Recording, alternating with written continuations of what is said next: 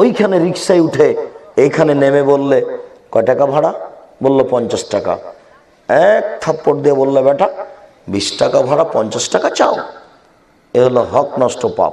20টা টাকা দিয়ে বিদায় করে দিলে, এক থাপ্পড় দিয়েছ, এখন ক্ষমা নেও দেখি। কিয়ামত পর্যন্ত আর ক্ষমা হবে না।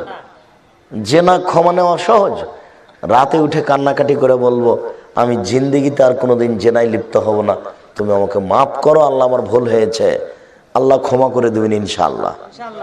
বাড়িতে বসেই হবে। এখন রিক্সাওয়ালাকে খুঁজেন, কোথায় পাবেন? কত বিপদ, হক নষ্ট পাপ। ওই যে লোকটাকে এইভাবে ধমক দিলেন, চুপ থাকেন, আপনি কি বুঝেন এই বিষয়ে কথা বলতে এসেছেন? তুমি এ কথা বলো, মুরব্বী মানুষ 5 কথা বলতে পারে। বাবাজি আপনি জানেন না তো বিষয়টা, আপনি চুপ থাকেন, আপনি এখন যান, এখানে আপনি থাকেন না, পরিবেশ ভালো নয়। তুমি এভাবে বললে কেন? চুপ থাকেন, আপনি কি বুঝেন? আপনি এতে যে অপমান হলো, এটা হলো হক নষ্ট পাপ।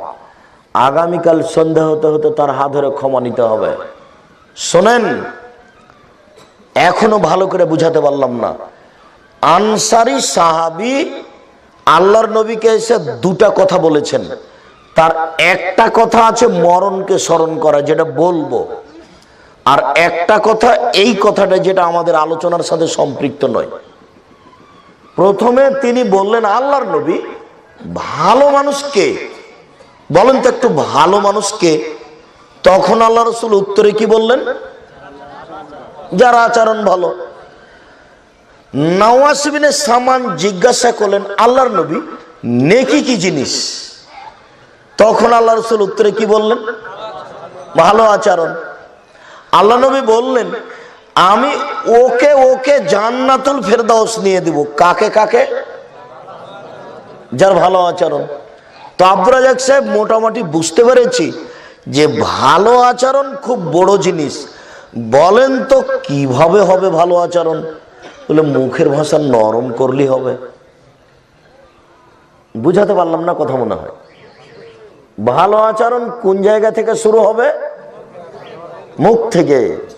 আর একটা আছে, ফকির মিসকিন দুস্থ গরিবকে খেতে দিলে। ভালো আচরণ প্রকাশ পাবে কি কাজে? ফকির মিসকিন দুস্থ গরিবকে খেতে দিলে। ওইখানে আল্লাহ রাসূল বলেছেন মানুষের জীবনে সবচেয়ে ভালো কাজ, সবচেয়ে ভালো মানুষকে, মানুষের জীবনে সবচেয়ে ভালো কাজ কি? সবচেয়ে ভালো মানুষকে? তখন উত্তরে বলেছেন আল্লাহর নবী যে ব্যক্তি দুস্থ গরিবকে খেতে দেয় সেই ভালো মানুষ।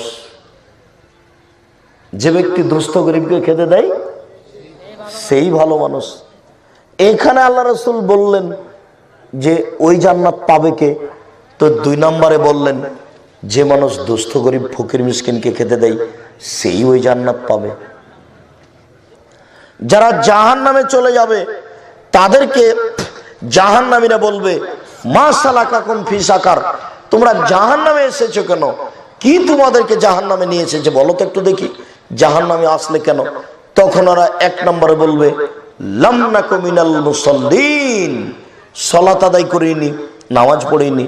2 নম্বরে বলবে ওয়ালাম নুতইমুল মিসকিন, ফকির মিসকিনকে খেতে দিনি।